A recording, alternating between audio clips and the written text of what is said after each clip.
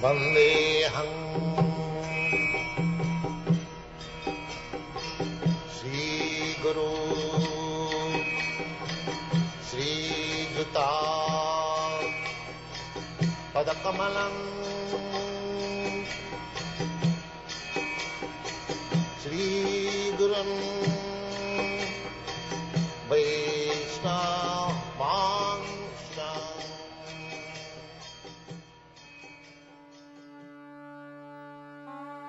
29e chapitre. Le service de dévotion, expliqué par Sri Kapila. Devahuti dit: Mon cher Seigneur, tu as déjà décrit de façon très scientifique les caractéristiques de l'énergie matérielle globale, ainsi que celles de l'énergie spirituelle, selon la philosophie du Sankhya. Maintenant, je voudrais que tu m'expliques la voie du service de dévotion, objet ultime de toutes les philosophies. Devahuti poursuivit: Mon cher Seigneur, veuille également décrire en détail pour moi et pour les hommes en général le cycle continu des morts et des renaissances, de sorte qu'en entendant parler de telles calamités, nous parvenions à nous détacher des activités de ce monde. Veuille également décrire le temps éternel, cette manifestation de ta forme, sous l'influence duquel les êtres accomplissent des actes de vertu. Mon cher Seigneur, tu es comparable au soleil, car tu dissipes pour tous les êtres les ténèbres de l'existence conditionnée. Parce qu'ils demeurent aveugles à la connaissance, ils sommeillent éternellement dans cette obscurité, privés de ton refuge. C'est la raison pour laquelle ils se trouvent empêtrés dans les activités matérielles illusoires et leurs suites, et semblent si lasses.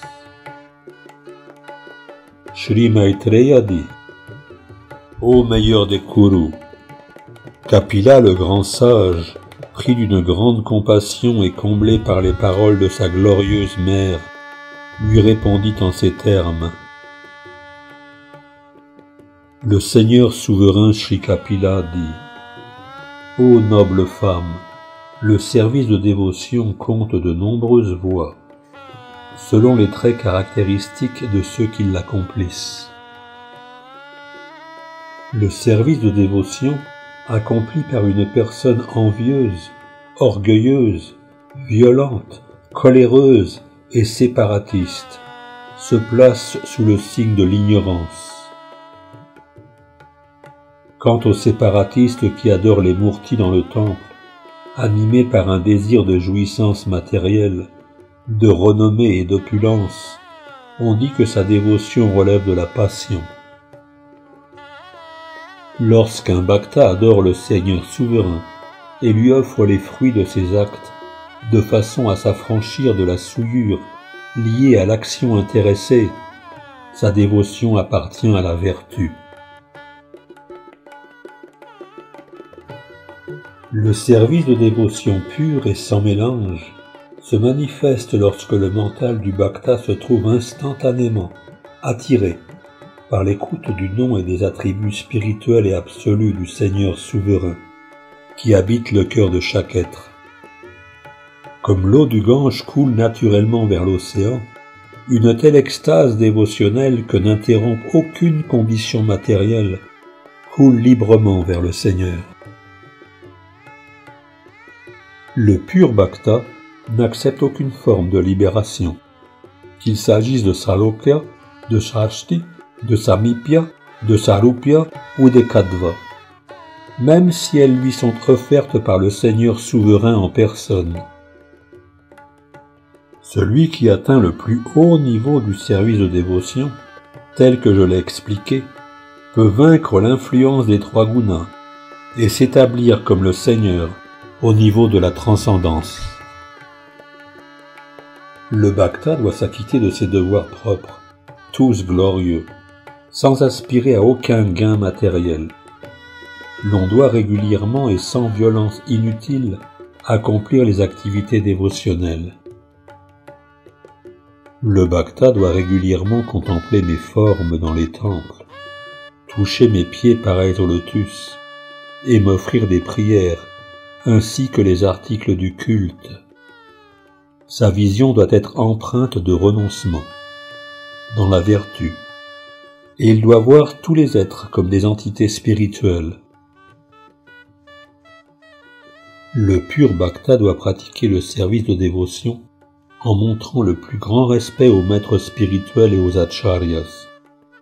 Il doit également faire preuve de compassion envers les infortunés et se lier d'amitié avec ses égaux. Mais dans tous ses actes, il doit se soumettre à certaines règles et maîtriser ses sens. Le bhakta doit toujours s'efforcer de prêter l'oreille à des propos d'ordre spirituel et d'employer son temps à chanter le saint nom du Seigneur. Il doit toujours se comporter de façon franche et directe, se montrer simple, et bien que n'enviant personne et faisant au contraire preuve d'amitié envers tous, il doit éviter la compagnie des êtres peu évolués sur le plan spirituel. Celui qui développe parfaitement toutes ses qualités spirituelles et dont la conscience est ainsi complètement purifiée, se trouve attiré dès qu'il entend mon nom ou la description de mes traits divins. Comme le char de l'air transporte un parfum depuis sa source et capture aussitôt l'odorat, celui qui s'absorbe de façon constante dans le service de dévotion, dans la conscience de Krishna, peut capturer l'âme suprême, présente en tout lieu, de façon égale. J'habite en tant qu'âme suprême le cœur de chaque être. Si quelqu'un néglige cette âme suprême omniprésente, ou lui manque de respect, tout en offrant un culte à la Murti dans le temple, sa dévotion n'est qu'un simulacre. Celui qui adore la Murti, la forme de Dieu installée dans le temple, sans savoir que le Seigneur suprême se trouve également présent dans le cœur de chaque être en tant que Paramatma. Celui-là doit être dans l'ignorance. Il est semblable à une personne qui offrirait des oblations dans la cendre. Celui qui me montre du respect mais envie le corps d'autrui est un séparatiste, et du fait de son hostilité envers les autres êtres, il ne connaît jamais la paix du cœur. Ma chère mère, même si quelqu'un m'adore dans ma forme de Murti, en suivant les rites et avec les articles appropriés, il ne saurait jamais me satisfaire s'il ignore ma présence en chaque être. Tout en accomplissant ses devoirs, l'homme doit adorer la Murti, la forme Archa du Seigneur suprême, jusqu'à ce qu'il réalise ma présence dans son propre cœur, comme dans celui de tous les autres êtres. À travers le feu brûlant de la mort, je suscite une peur redoutable en quiconque établit la moindre distinction entre lui-même et les autres êtres, du fait de différences externes. Ensuite, par des dons charitables et une attitude bienveillante, en se comportant de façon amicale et en voyant tous les êtres d'un œil égal, il faut s'attirer mes faveurs, moi qui vis en chaque être en tant que leur âme même. Sache, ô Mère bénie, que les êtres animés sont supérieurs aux objets inertes, et que parmi eux, ceux en qui se manifestent les signes de la vie sont plus évolués. Quant aux animaux dotés d'une conscience développée, ils valent mieux que ceux-ci. Et au-dessus d'eux se trouvent les êtres dotés d'une perception sensorielle développée. Parmi les êtres dotés de perception sensorielle, ceux qui ont développé le sens du goût sont plus élevés que ceux qui n'ont développé que le sens du toucher. Mais supérieurs à eux sont ceux qui peuvent sentir, et encore supérieurs ceux qui peuvent entendre.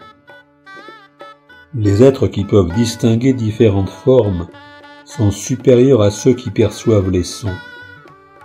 Supérieurs à eux, ceux qui possèdent des mâchoires garnies de dents.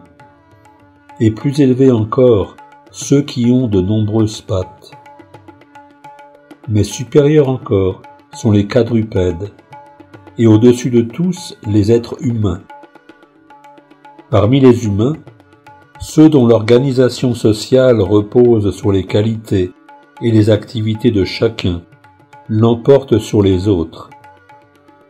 Et au sein d'une telle société, les hommes d'intelligence, qu'on désigne sous le nom de brahmanas, sont les plus évolués.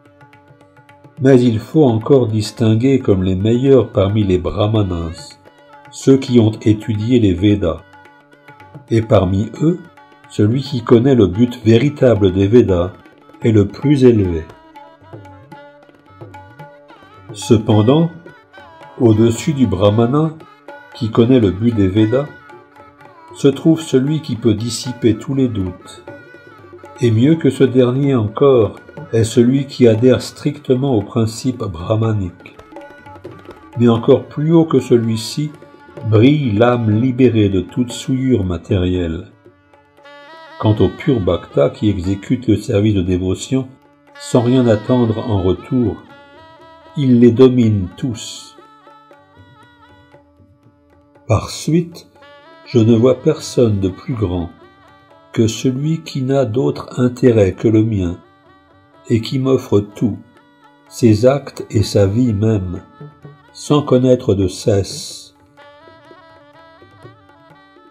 Ce parfait bhakta offre ses respects à tous les êtres, car il possède la ferme conviction que le Seigneur souverain est entré dans le corps de chacun en tant que l'âme suprême, le maître absolu.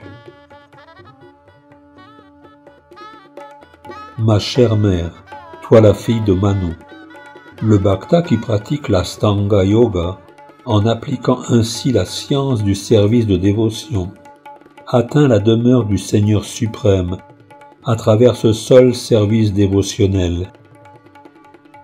Ce Purusha, que l'âme distincte doit approcher, est la forme éternelle de Dieu, la personne suprême, également connue en tant que Brahman et Paramatma. Il est l'être spirituel suprême, et tous ses actes transcendent la matière. Le temps, qui cause la transformation des diverses manifestations matérielles, est un autre aspect de Dieu, la personne souveraine. Mais il suscite la crainte chez celui qui ne le connaît pas comme tel. Le Seigneur souverain Shri Vishnu, bénéficiaire de tous les sacrifices, représente l'élément temps et le maître d'entre les maîtres. Il se trouve dans le cœur de chacun, soutient tous les êtres et fait en sorte que l'un anéantisse l'autre. Nul n'est particulièrement cher au Seigneur souverain, nul n'est son ami ou son ennemi, mais il inspire ceux qui ne l'oublient pas et détruit les autres. C'est par crainte de Dieu que souffle le vent et brille le soleil, par crainte de lui que tombe la pluie, et toujours par crainte de lui que rayonne la multitude des astres. Par crainte du Seigneur souverain, les arbres, les arbrisseaux, les herbes et les différentes plantes saisonnières fleurissent et fructifient, chacun selon sa saison. C'est encore par crainte du suprême que coulent les rivières et que jamais l'océan ne franchit ses limites.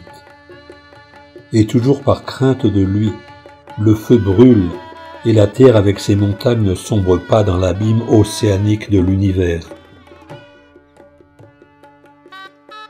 Sous la direction du Seigneur souverain, l'espace donne refuge à toutes les planètes, lesquelles abritent à leur tour les innombrables êtres vivants. Sous sa direction suprême également, le corps universel entier se déploie avec ses 7 couches. C'est également par crainte de Dieu, la personne suprême, que les divinités responsables des 3 gunas remplissent leurs fonctions de création, de maintien et de destruction.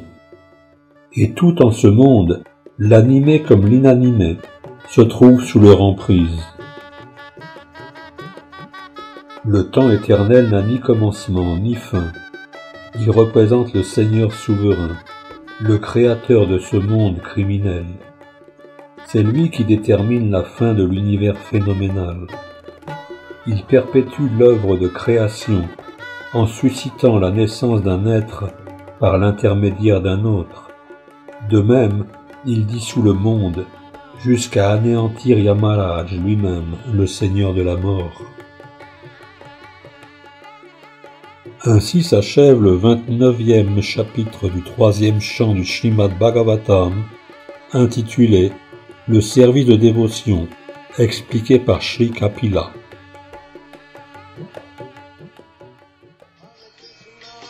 Hare Krishna, Krishna Krishna, Hare Hare, Hare Rama,